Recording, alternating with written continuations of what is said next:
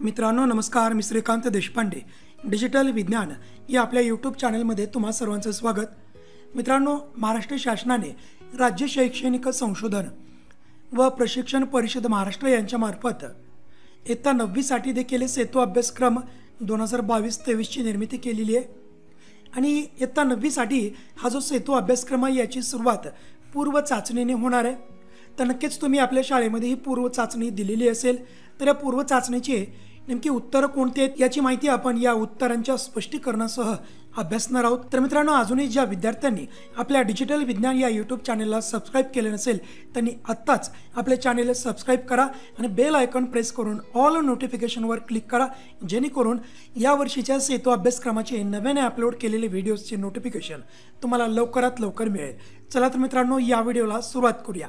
तर यामध्ये राज्य शैक्षणिक संशोधन व प्रशिक्षण परिषद महाराष्ट्र सेतू अभ्यासक्रम पूर्व चाचणी, वर्ग आहे इयत्ता 9वी, विषय आहे विज्ञान आणि तंत्रज्ञान, गुण आहेत 25 गुण आणि यासाठी वेळ आहे एकूण 30 मिनिटे. आणि ही पूर्व चाचणी आपल्या सेतू अभ्यासक्रमाच्या कृतीपत्रिका 1 ते 21 वर अवलंबून आहे. मित्रांनो, यासाठी काही सूचना दिलेल्या आहेत. पहिली सूचना, सर्व प्रश्न सोडवणे आवश्यक आहेत.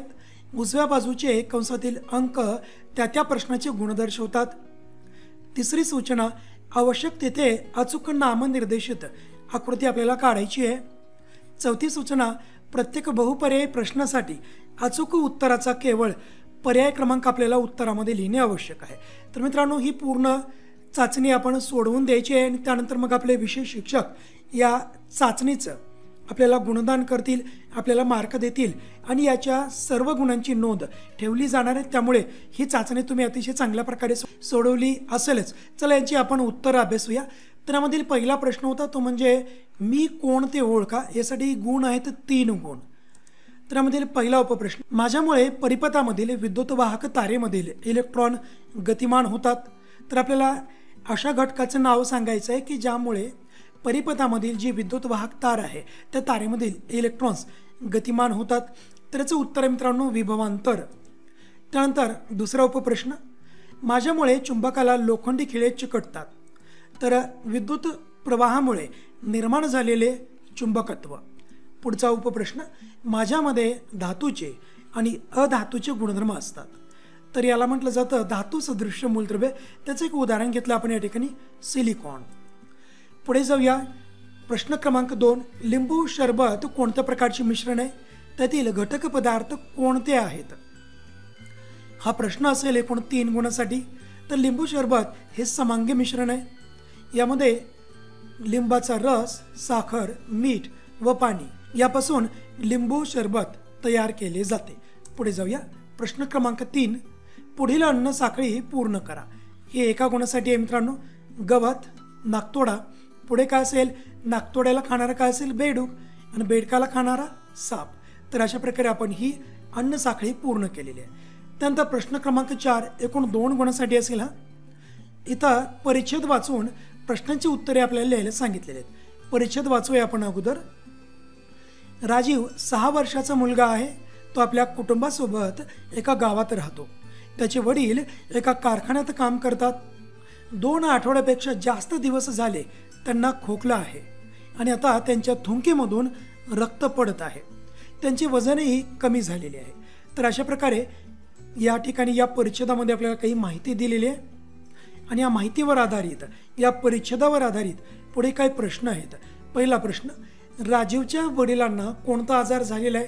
आता या ठिकाणी काही लक्षणं दिली आहेत मित्रांनो की राजीवच्या वडिलांना 2 आठवड्यापेक्षा जास्त दिवस झाले खोकला आहे आणि आता त्यांच्या थुंकीमधून रक्त पडत आहे आणि त्यांचे वजनही कमी होत आहे.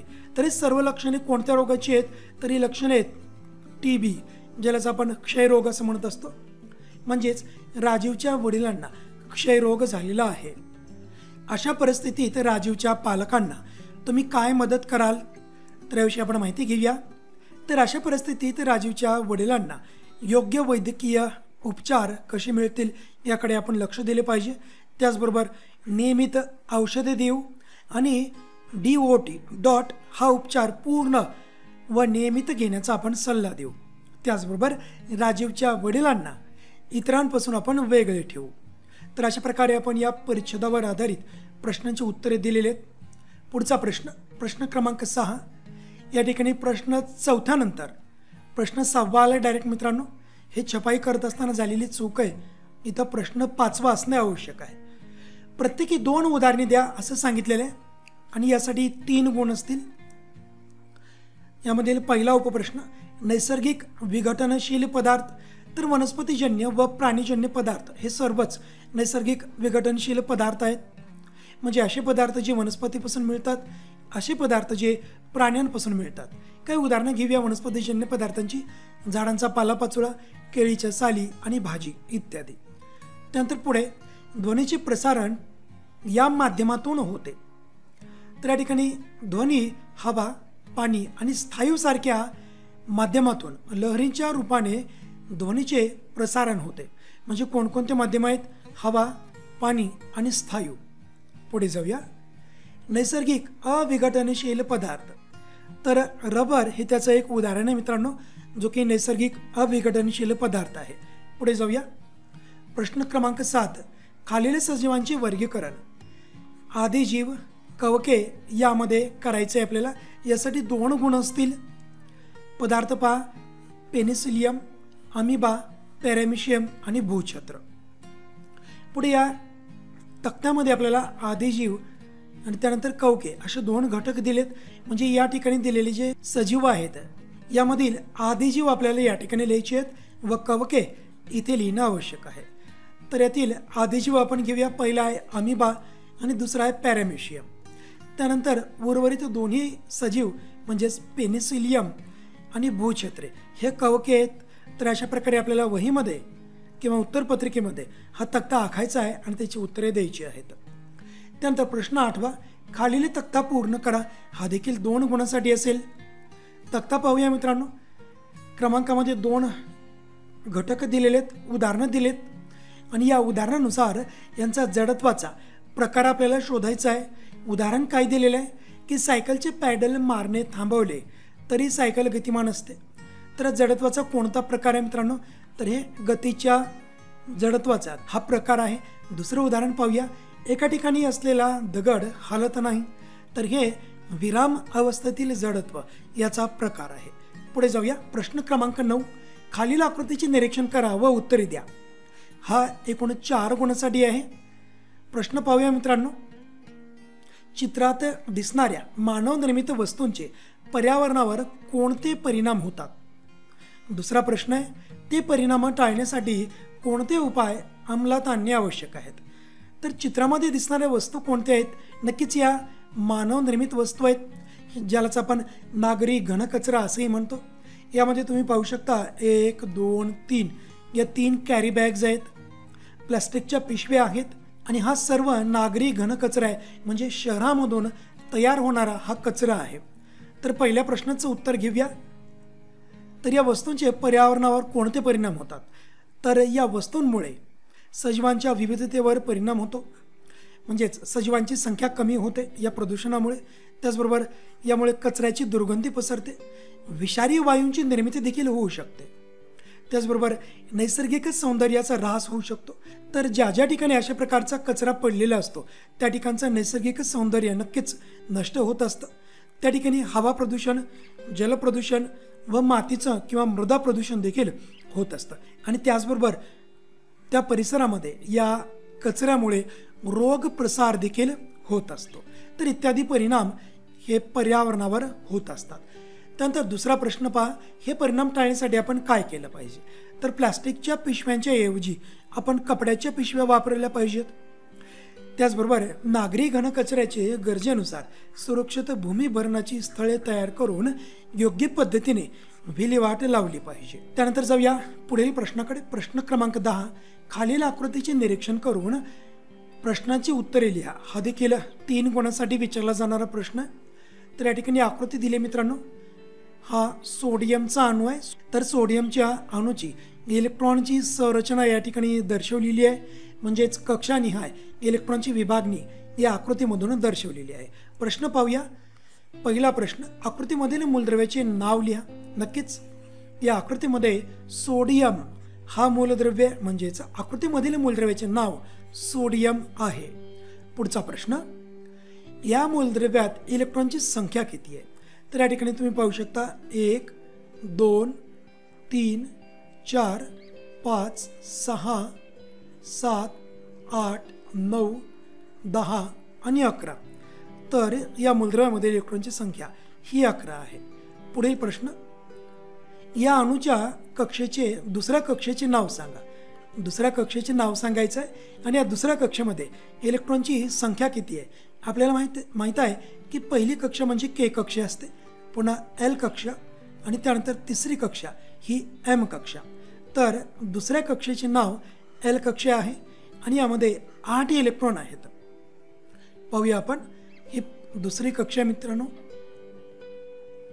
तर ही दुसरी एल कक्षा आहे। तर यामध्ये 1 2 3 4 5 6 7 आणि 8। तर अशा प्रकारचे दुसऱ्या कक्षेमध्ये एकूण 8 इलेक्ट्रॉन आहेत। पुढे जाऊया। प्रश्न क्रमांक 11, खालील आकृतीमध्ये फळीवर प्रयुक्त होणारे बल आणि क्षेत्रफळ या संदर्भामध्ये एक प्रयोग दर्शवलेला आहे। तर याबाबत कोणता निष्कर्ष तुम्ही काढाल? हे देखील 2 गुणांसाठी आहे। आकृती पहा मित्रांनो, आपल्या पुस्तकामध्ये ही आकृती दिलेली आहे। तर सर्वात अगोदर या आकृतीचं आपण स्पष्टीकरण घेऊया आणि त्यानंतर निष्कर्ष घेऊया। तर आकृतीमध्ये दाखवलेली पहिली फळी ही क्षितिज समांतर आहे। या प्रकारे ही क्षितिज समांतर फळी आहे, 2 ठोकळ्यावरती ठेवलेली आहे। दुसऱ्या फळीवर 4 पुस्तके साधारणतः एका शेजारी एक अशी ठेवली आहेत आणि या पुस्तकांच्या वजनामुळे निर्माण झालेल्या दाबामुळे ही फळी थोडीशी वाकली आहे, थोडी खाली वाकलेली आहे, कारण या फळीवरती 4 पुस्तकं ठेवलेली आहेत आणि 4ही पुस्तके एका शेजारी एक अशा प्रकारे ठेवलेली आहेत। त्यानंतर येऊया तिसऱ्या फळीकडे। आता तिसऱ्या फळीवर तीच पुस्तके म्हणजे जी दुसऱ्या फळीवर ठेवलीत ना, तीच 4 पुस्तके एकावर एक अशी फळीच्या मध्यभागी ठेवली आहेत। या ठिकाणी हे 4ही पुस्तके आता फळीच्या मध्यभागी ठेवलेली आहेत आणि म्हणून यावेळी बल प्रयुक्त झालेल्या पृष्ठभागाचे क्षेत्रफळ पूर्वीच्या 1/4 झाल्याने निर्माण झालेला दाब पूर्वीच्या चौपट होय। यामुळे फळी मध्यभागी आता बरीच वाकली आहे। थोडंसं फरक लक्षात घ्या मित्रांनो। पूर्वी काय होतं, हीच पुस्तके एका शेजारी एक ठेवलेली होती, त्यामुळे या ठिकाणी या 4 पुस्तकांनी प्रयुक्त केलेला जो दाब आहे हा या फळीवरती विखुरला गेलेला आहे, कारण या ठिकाणी क्षेत्रफळ अधिक आहे। आणि याच्या उलट एकदम या तिसऱ्या फळीमध्ये तुम्ही पाहू शकता ही 4ही पुस्तके या फळीच्या मध्यभागी ठेवलेली आहेत, त्यामुळे पूर्वीपेक्षा आता क्षेत्रफळ कमी झालेलं आहे। पूर्वीपेक्षा 25% क्षेत्रफळ राहिलेलं आहे, त्यामुळे दाब आता चौपट वाढलेला आहे। यामुळे आता आपण एक निष्कर्ष काढू शकतो, तो म्हणजे निष्कर्ष पहा, ठराविक बलामुळे निर्माण होणारा दाब बल लावलेल्या पृष्ठभागाच्या क्षेत्रफळावर अवलंबून असतो। म्हणजेच जेवढे क्षेत्रफळ कमी तेवढा दाब वाढतो। या ठिकाणी क्षेत्रफळ कमी आहे त्यामुळे दाब अधिक झालेला आहे, त्यामुळे फळी वाकलेली आहे। आणि या अगोदर दुसऱ्या फळीवर क्षेत्रफळ अधिक आहे त्यामुळे दाब विखुरला गेलेला आहे आणि यामुळे या फळीवरती या 4 पुस्तकाद्वारे प्रयुक्त होणारा दाब खूप कमी आहे।